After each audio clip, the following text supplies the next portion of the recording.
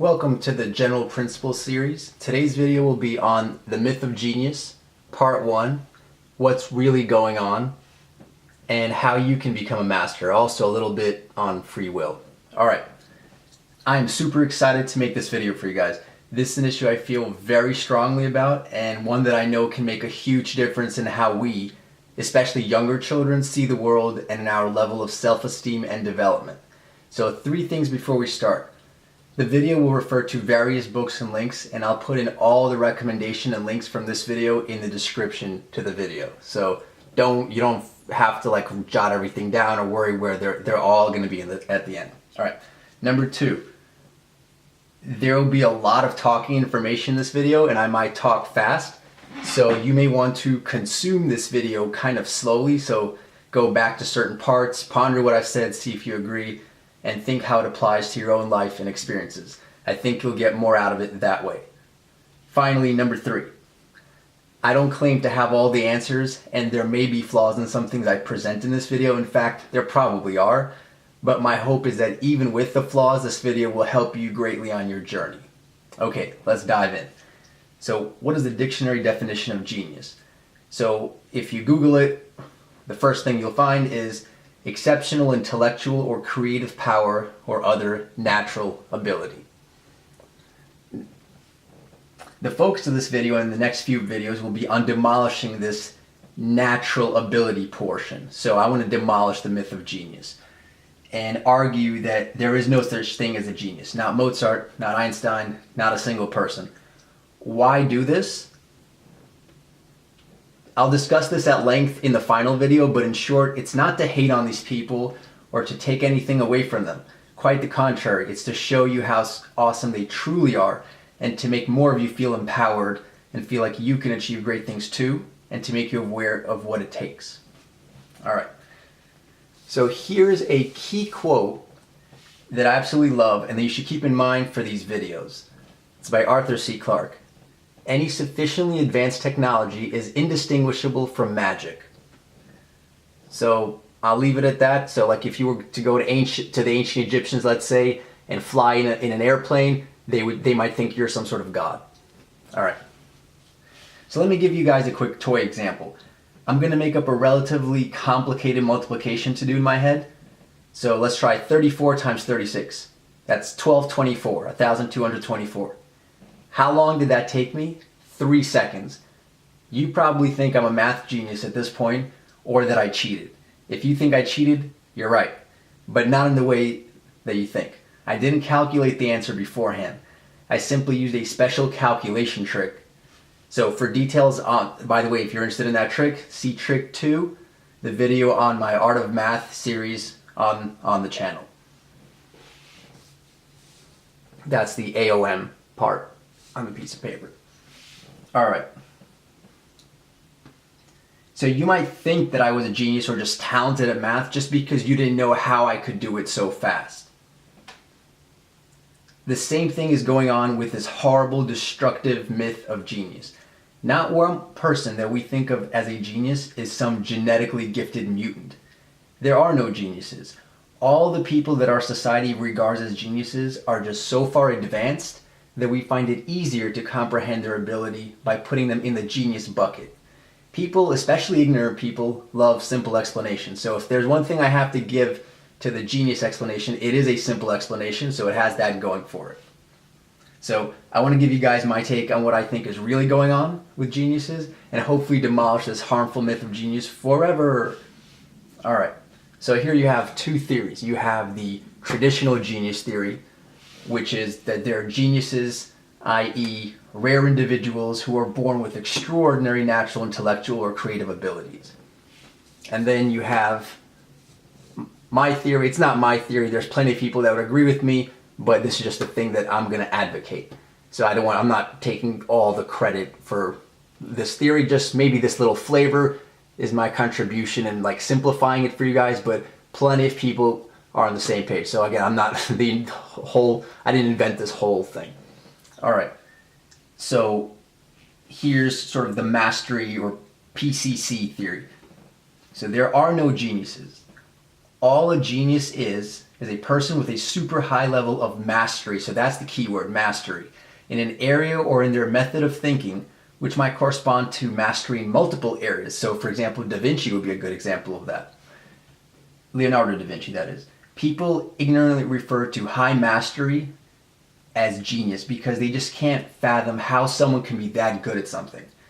This mastery is achieved through one key ingredient and two helper ingredients: an intense and obsessive passion pursued or practiced over a long time and across many obstacles, and aided by courage and cleverness. So I busted out the whiteout for you guys. I haven't used it since like 1996 or something. So again, passion is the key here, according to my theory here.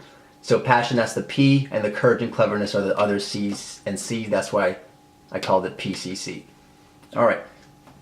So immediately, a lot of you might be thinking like, these sound pretty opposite, these theories, and maybe they're both kind of extreme. So some objections you might have with this second theory that I'm proposing are, but what about biological differences? So it would be silly of me to argue there aren't biological differences between people, but among healthy humans, I'm convinced these do not play a dominant role in the intellectual or creative abilities, just physical endeavors. So obviously, such as being taller, stronger, shorter, eye color, etc. But what about savants? Some savants, often but not always autistic, do have unusual abilities, often relating to memory. But most of the people considered geniuses are not savants. Also, these savants typically acquire unusual abilities in very narrow areas, and these are pretty much the result, in the vast majority of the cases, of damage to another part of the brain, such as a missing corpus callosum, which is the part connecting the left and right hemispheres. By the way, my theory on why this happens to men much more than women is that women tend to have a larger corpus callosum on average, and so it would take more damage for it to really impact women. Okay, so just like with computers, if you decrease the number of processes running, of course you're going to get better at the remaining ones, but at what cost? So beyond synesthesia, which seems a bit more common in creative people, for those that don't know synesthesia, that's just the crossing of the senses. I may do a video on that in the future. So beyond synesthesia, which seems a bit more common in creative people, such as artists, composers, and writers, and like I said, I'll touch upon that more in a future video, there's not much else highly unusual biologically with geniuses from their birth, at least not when it comes to the vast majority of them. So I encourage you guys to read a little more. There's going to be Article 1, Article 2, and I highly, highly recommend this third one, which is going to be a lecture series on YouTube by this wonderful professor from Stanford, Professor Sapolsky, and it's going to be on human behavioral biology. What can you expect if you watch it? He's going to explore the overblown aspect of genetics, the nature part of nature versus nurture, and the exploration of epigenetic effects, which is the interaction of environment and genetics, and so much more. So it's very long. It's going to be like, I think, 25 lectures, but it's totally worth your time, I promise. I absolutely love this series. So strongly recommend number 3 if you want to check out number 1 and 2 as well. All right. So hopefully you guys got that part. Now we're going to move on to next page. So I want to offer you various thoughts and arguments to help you understand my position on genius, being that genius is a boatload of chicken scratch. All right. So for an evolutionary perspective, I won't even go into that, but I want to refer you and highly recommend Robert Greene's book Mastery, specifically the section on the evolution of mastery on page 5, to get more background on why all humans have the physical and mental ability to become masters. From a neuroscience perspective, the reason I discount the role of natural ability and genetics is that all healthy humans have approximately 100 billion neurons. Anyone who has studied a bit of neuroscience should know that intellectual and creative abilities are the results not so much of the number of neurons in the brain or the size of the brain, but of the connections. In other words, when you see a car, it's not one neuron that fires for car, but a combinatorial arrangement that maps to a car. So it might be hundreds of neurons, thousands, millions that correspond to seeing a car. Human brains have been shown to be incredibly malleable, or plastic is the term used, which means they're just capable of learning and rewiring. And I've encountered many examples of this in my college courses and independent study, particularly in the subfield of memory and learning in neuroscience. The brain is all about patterns. As babies, we have none of these genius patterns already set up, only the biological ability to learn patterns. People have done computations, and our DNA does not uniquely specify every connection in a baby's brain. There's simply not enough information in our DNA.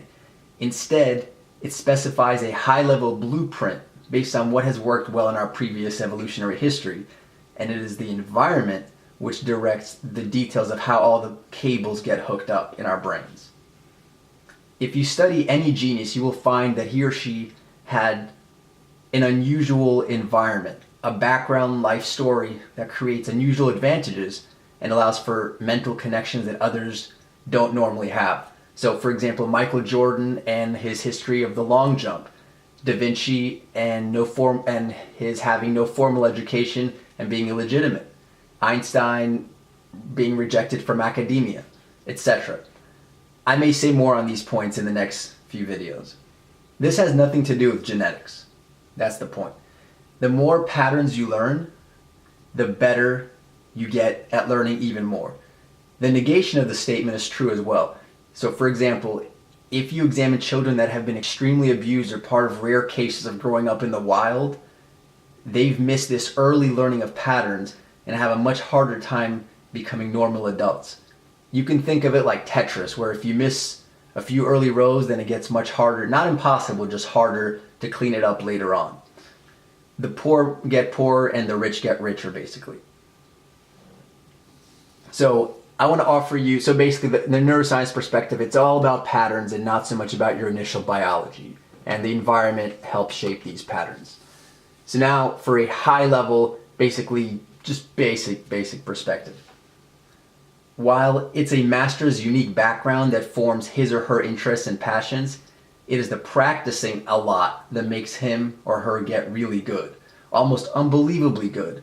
But if people knew how much and how intelligently that person had practiced, it's understandable why he or she got so good at what they do or did. So the passion/interest keeps you motivated to keep on practicing. But 98 to 99% of it is the work that gets put in that determines how our potentials unfold, not some minuscule initial advantage. For example, I used to be great at chess as a kid. I had kind of like a head start when I was little. My dad helped me get really good really young. But my friend, my friend was really bad. But then over the course of 2-3 years, he got really excited about it and started putting in a lot of work. And when I say I was better than him, I could beat him with my eyes closed.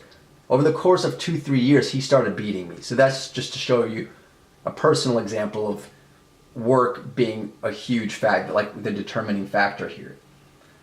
So lots of practice makes you really good. Shocking. Okay, so I'd like to mention Malcolm Gladwell, whose writing I love and whose books, nearly all of them, I recommend. And his thoughts in the wonderful book Outliers, a lot of which I believe is based on the work of Dr. Anders Ericsson. And Anders Ericsson studies human performance. So Malcolm Gladwell, I think he was one of the first people to introduce me to this 10,000 hour rule, which just says that to get great at anything, you have to practice for 10,000 hours, specifically quality practice, not just sit there for 10,000 hours or do something that's not effective. So anybody who is a master doubtless has put in their 10,000 hours of intelligent practice. So again, I highly recommend you check out his book Outliers. It definitely helped shape my thinking. A master's unique background may help them achieve this 10,000 hours of quality practice.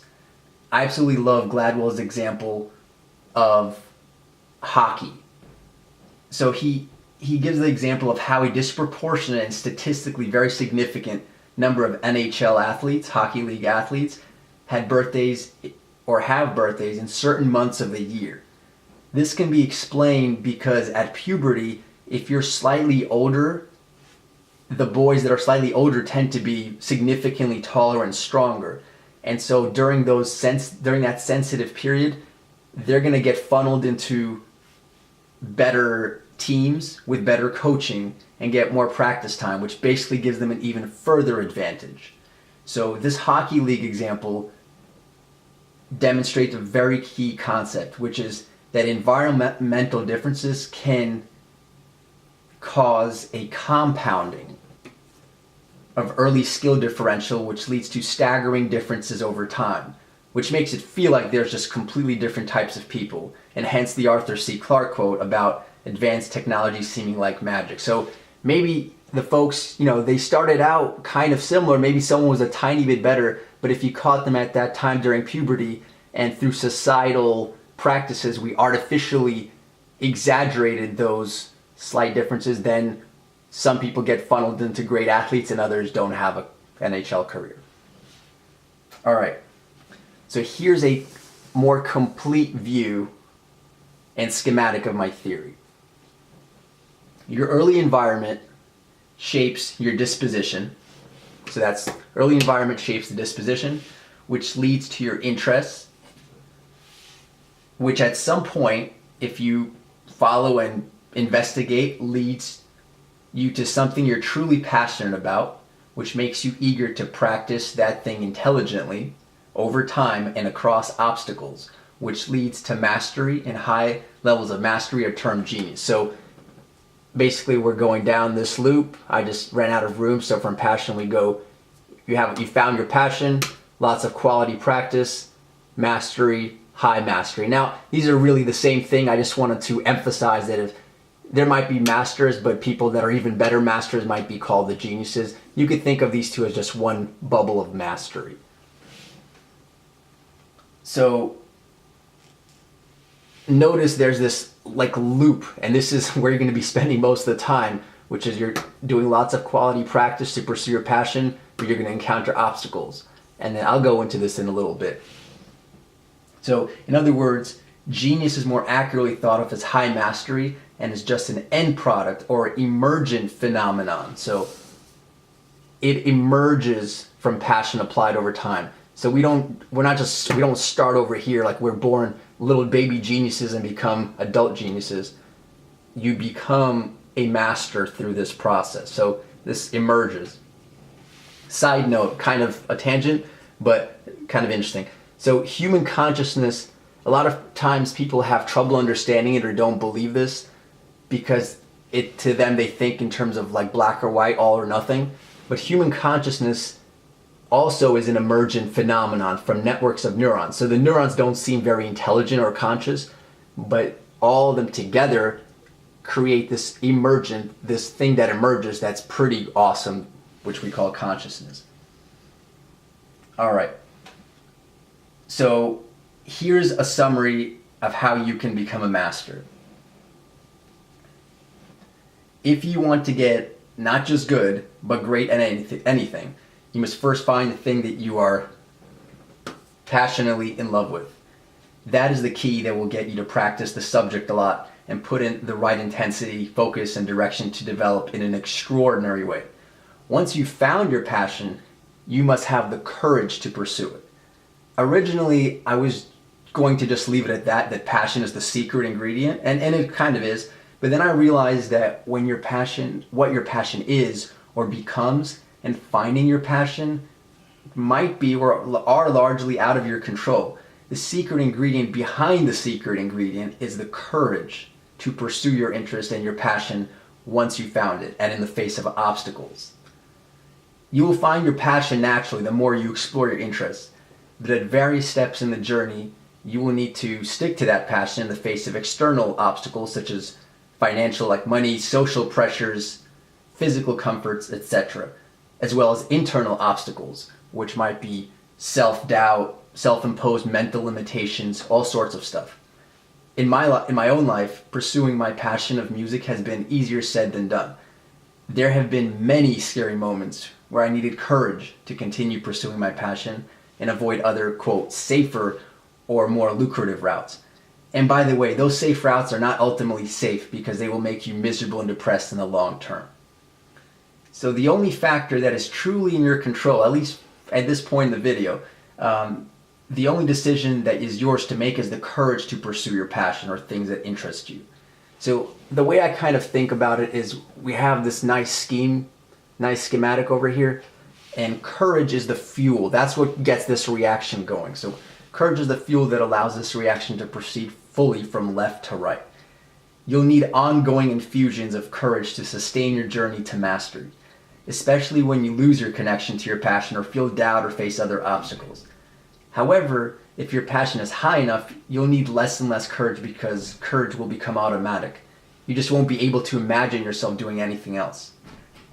But even courage won't be enough. Once you get going and start practicing, you will inevitably get stuck. At various points, you will need to develop what I'll refer to as cleverness. It may not be the best term, but I need something to refer to it as, so I'll just call it cleverness. Or knowing when and how to tweak your approach. So these courage and cleverness parts are super crucial to having this work. So if you just practice a lot, but ineffectively or don't know what to do with obstacles, this won't work. So now at this point, I'm gonna go on a crazy detour just because when I was making this video, my mind kind of went there. So hang in there. So it's gonna be on free will.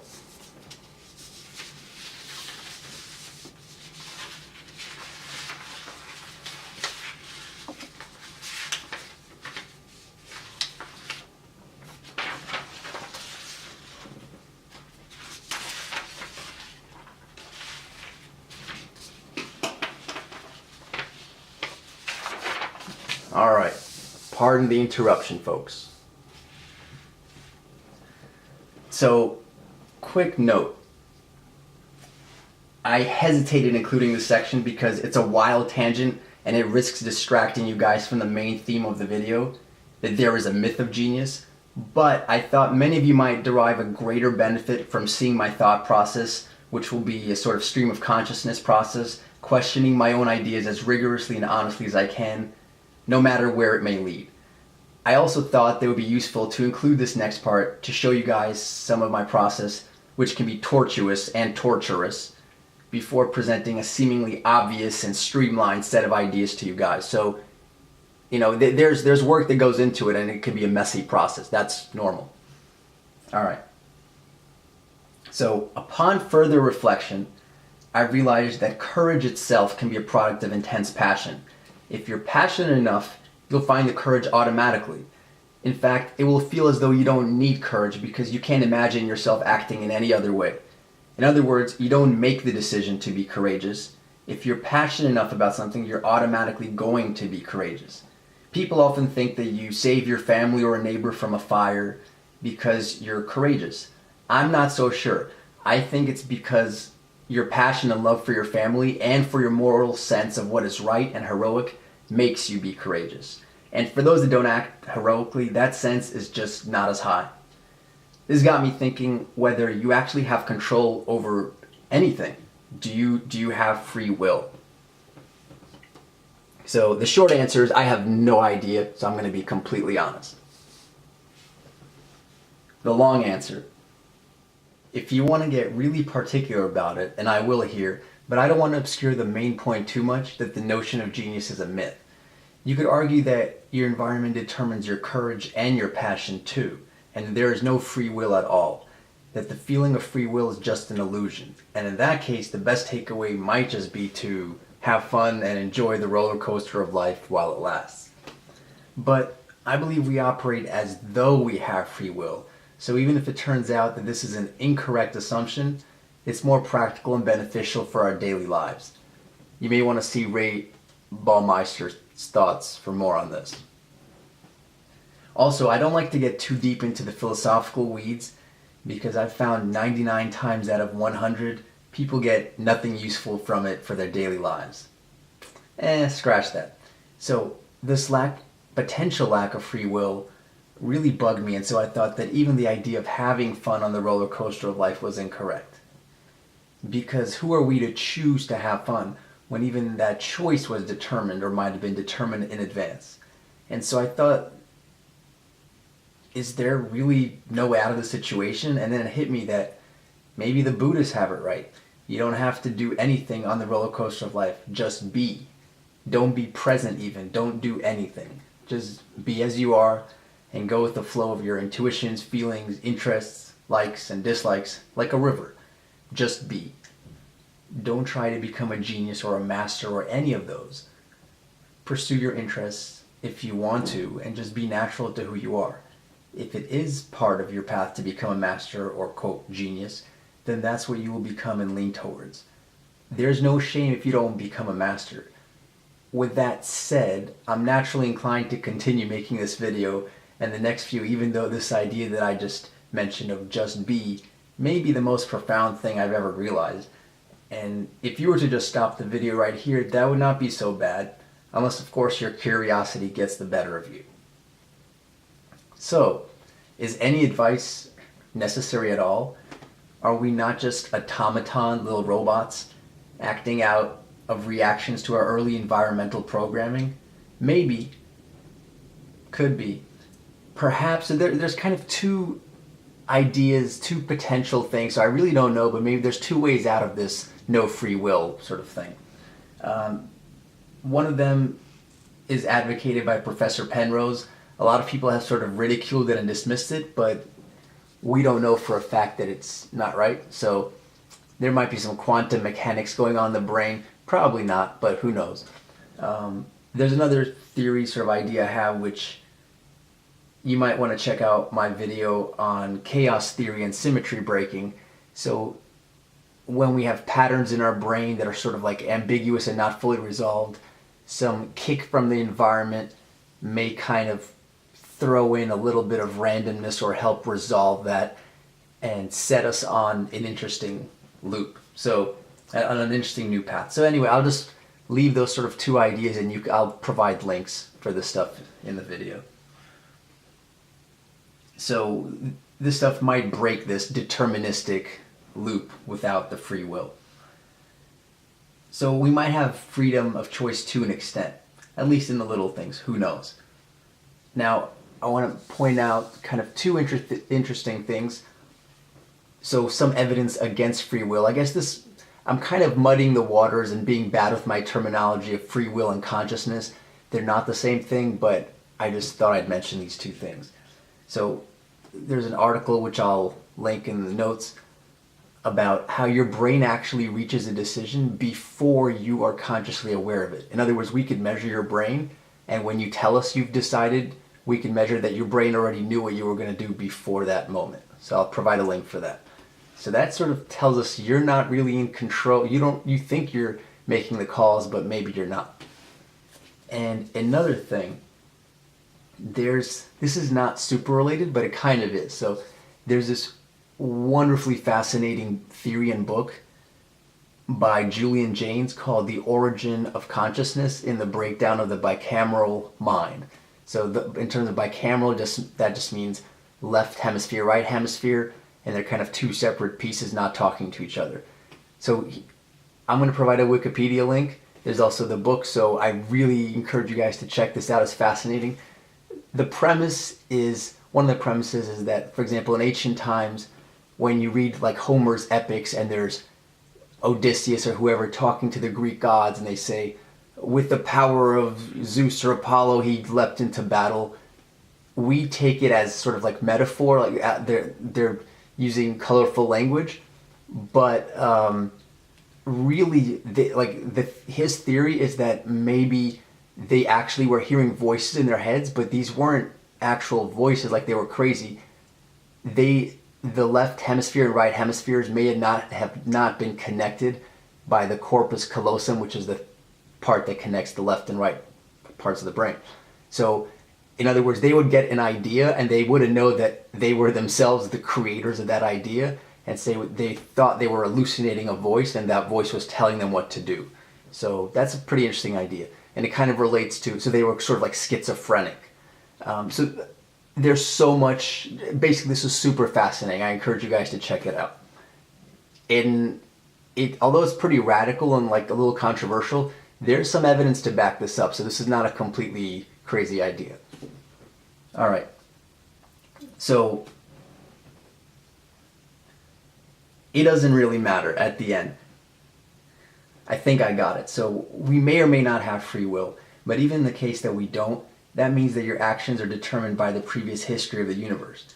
In that case, just do what you want. In other words, if you want to stop watching this video, then you'll stop. And if you want to become a master, you will continue striving towards that end. Whether your actions are determined or not doesn't matter. You will be making the best decisions given your present mindset and knowledge. You do the best you can. Everything is unfolding perfectly, just as it must. And I'll say more on this perfection bit in a future video. So again, we all just do the best we can at the end of the day. All right, so now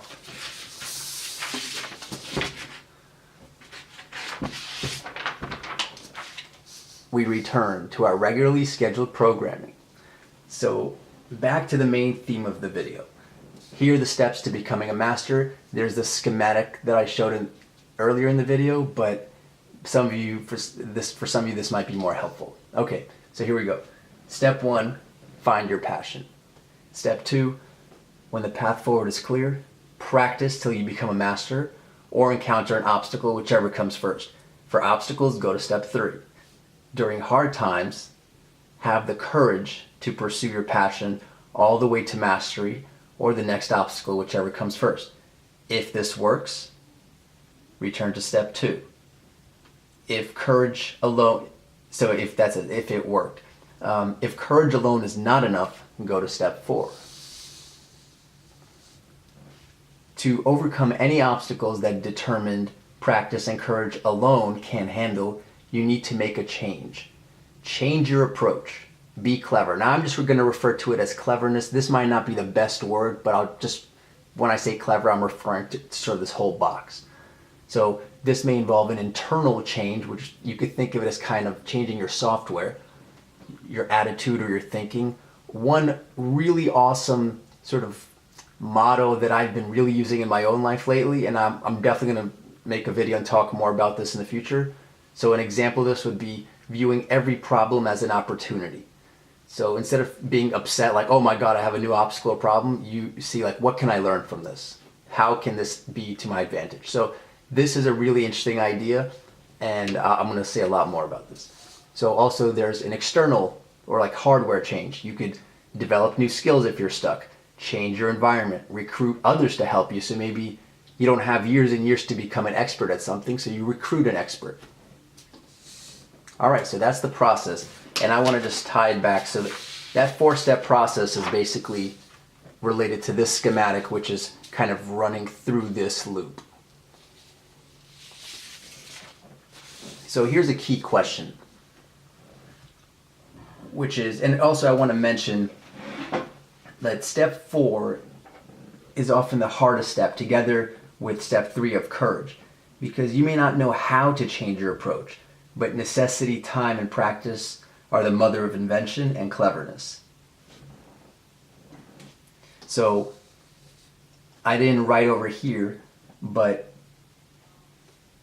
once you've changed your approach, then you're going to return to step 2 with your new approach. All right, so here's the key question. I want to address an important, very interesting point that some of you might have. So regarding step 4 and this in general, even with courage and passion, one may not know how to practice intelligently to overcome obstacles. So how do we reconcile the points I made earlier about the need for practice on the one hand and how your early environment gives you an edge? Specifically, the Malcolm Gladwell hockey example.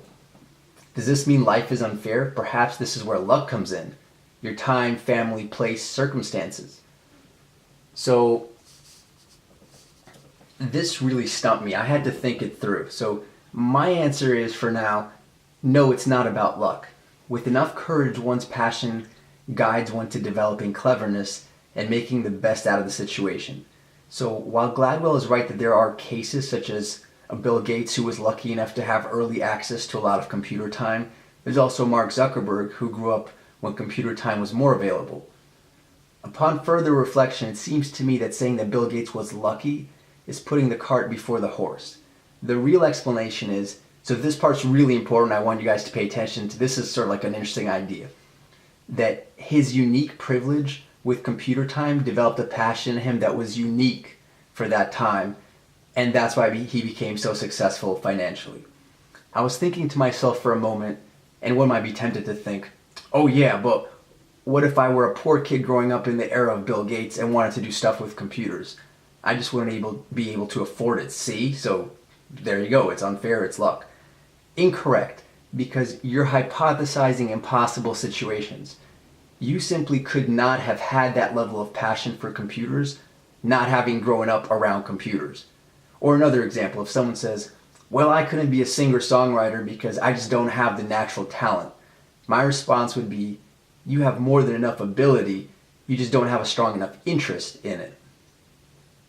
Still, I can't dismiss Gladwell's hockey player example of being born in the wrong months, and so there is a society level argument that things are unfair, and I think the important and productive thing to do is to change the future way that things work, not to hypothesize what could happen in the present under different past circumstances. I'll return to this idea of a twofold process of what an individual can do to attain mastery and what a society can do to help more people develop their potentials in the conclusion video, which will be a later video. In other words, societies can make it more likely and easier for people to find their passions, be happy, and attain mastery by changing the nature of the obstacles people face from, let's say, financial and annoying to more noble obstacles that are inherent to the frontiers of knowledge, art, and self-development. So these are different questions. What can we do as individuals? And that's common tips you might see in these resources I'll recommend on mastery. And then what can we do as society? And I'll say a lot more about the second point in the last video. All right.